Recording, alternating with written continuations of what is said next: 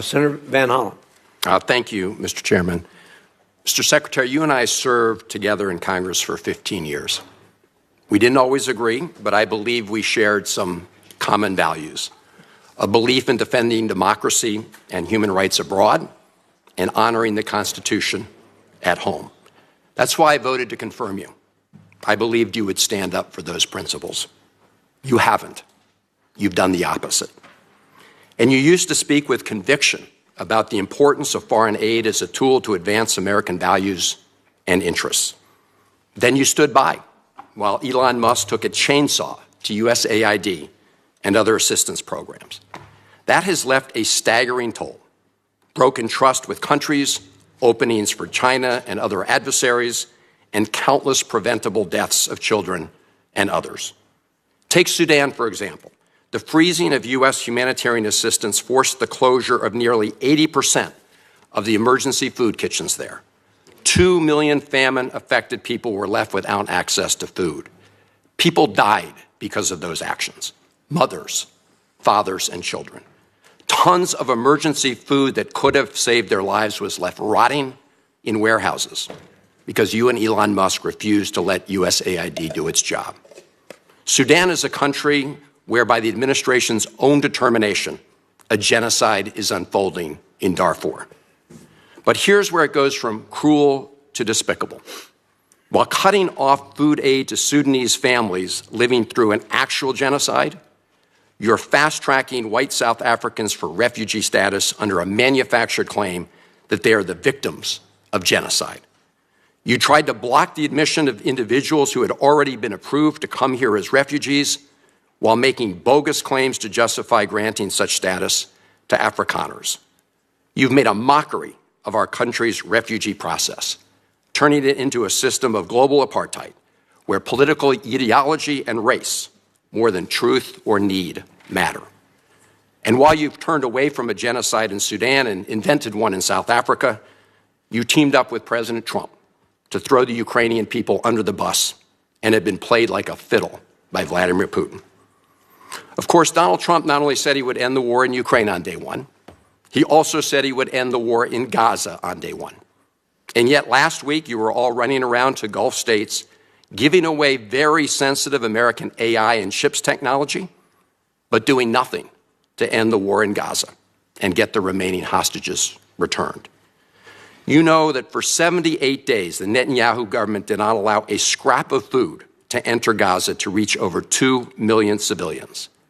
57 children have died from malnutrition so far, and more than 14,000 children are in imminent danger of dying of starvation.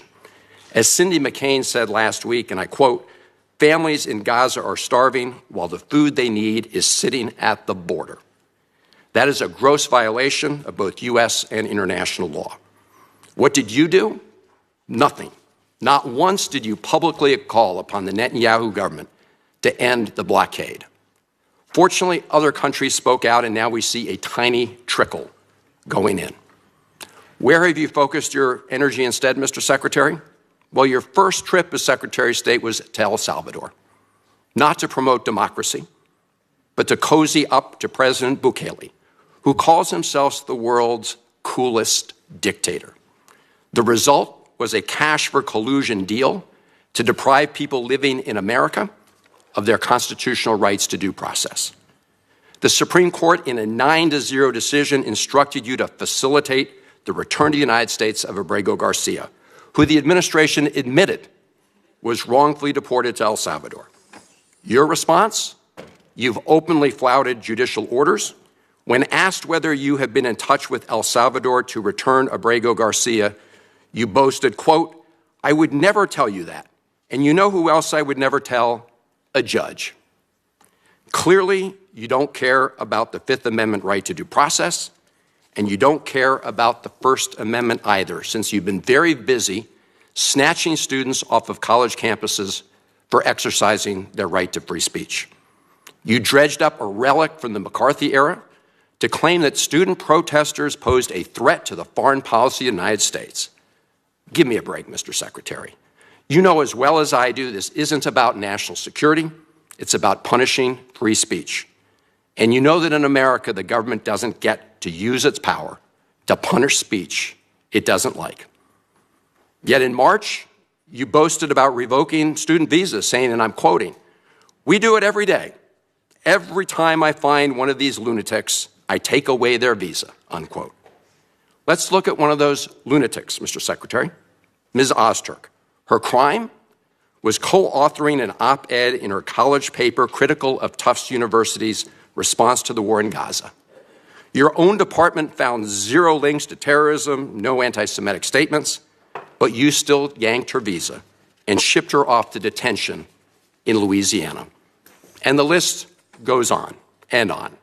The federal judge in the case of Mohsen Madawi, who is the Columbia student who was ambushed by federal agents at his citizenship appointment, said, and I quote, this is the judge, "Legal residents not charged with crimes or misconduct are being arrested and threatened with deportation for stating their views on the political issues of the day.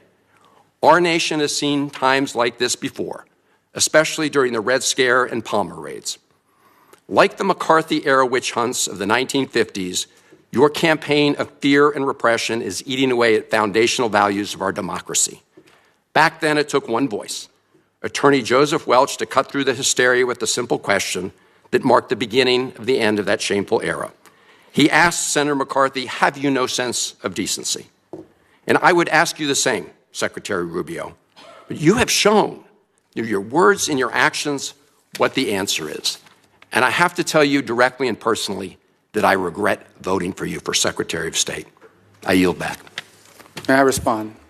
You may sit. Well, first of all, your regret for voting for me confirms I'm doing a good job, based on what I know. Well, that's just a flippant statement, Mr. Secretary. Can I respond, Mr. Chairman? You may. I didn't ask Senator, question. please let the Secretary have I'd be the floor. happy to, but then I can respond to his Your response. time's up, Senator, and woefully used, I might add. Well, your remarks do not represent the view of this committee. Well, Mr. Secretary, Chairman, please. Well, I'd like to. I can't respond to everything he said because much of these are untrue, but I'll go through a few. First of all, I'm actually very proud of the work we've done with USAID. For example, I don't regret cutting $10 million for male circumcisions in Mozambique. I don't know how that makes us stronger and more prosperous as a nation. I don't regret psychosocial support services. I raised Sudan, Mr. Secretary. Can I respond, Mr. Senator, Senator, I'd ask you to suspend. You had 7 straight minutes of I chose to railing on- use my time that way, Mr. Chairman. That's my right to Please use my suspend time that way. Secretary Rubio. Well, I can go on. I mean, there's other things here. We spent $227,000 for Big Cat's YouTube channel from USAID.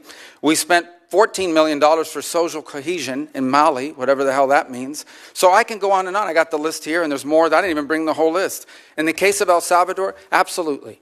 Absolutely. We deported gang members, including the one you had a margarita with. And that guy is a human trafficker, and that guy is a gangbanger, and the evidence is going to be clear. In the days to come, you're going to see who you went to defend. Senator, I'm sorry, please, Mr. Chairman. Secretary No. Rubio has the floor. Mr. Chairman, he can't make unsubstantiated comments Senator, like that. Secretary Rubio has the floor. You've Secretary had your time. Rubio should take that testimony to the federal court of the Senator, United States because well, he hasn't done it under oath. Here's another point, okay?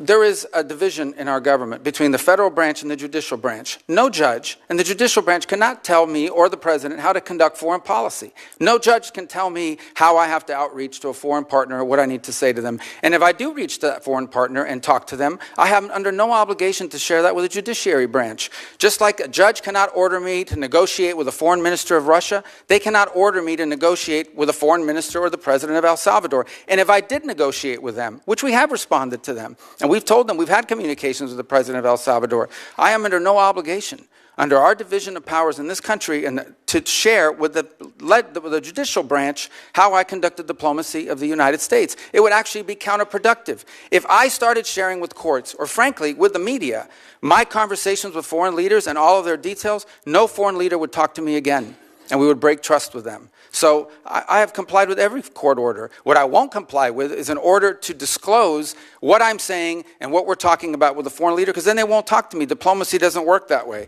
About the student visas, let me say this. I don't deport anybody, and I don't snatch anybody. The State Department does not have officers in the street snatching everybody. What I do is revoke visas, and it's very simple. A visa is not a right. It is a privilege. People apply for student visas to come into the United States and study. And if you tell me that you're coming to the United States to lead campus crusades, to take over libraries and try to burn down buildings and acts of violence, we're not going to give you a visa. Is that what Ms. Ostork did? We're not going to give you a visa. Is that what she did? Come on, Mr. Secretary. And every single one of these cases, the factors are different. Senator, the bottom line is, if you're coming here to stir up trouble on our campuses, we will deny you a visa. And if you have a visa and we find you, we will revoke it. And we're going to do more. There are more coming. We're going to continue to revoke the visas of people who are here as guests and are disrupting our higher education facilities. People are paying money. These kids pay money to go to school, and they have to walk through a bunch of lunatics who are here on student visas. Disrupting the foreign policy of the United States. I want to do more. I hope we can find more of these people. That's pathetic, Mr. In fact, Secretary. the other day, some guys led a riot. I forgot what university it was, and I asked, please, can you find the arrest records of all the people that were arrested at that riot at that campus? Because if any of them have a visa, we're going to revoke it. I feel so much safer when you lock up people like Ms. Ostork, Mr. Secretary. We've had enough time on the subject. Thank you very much.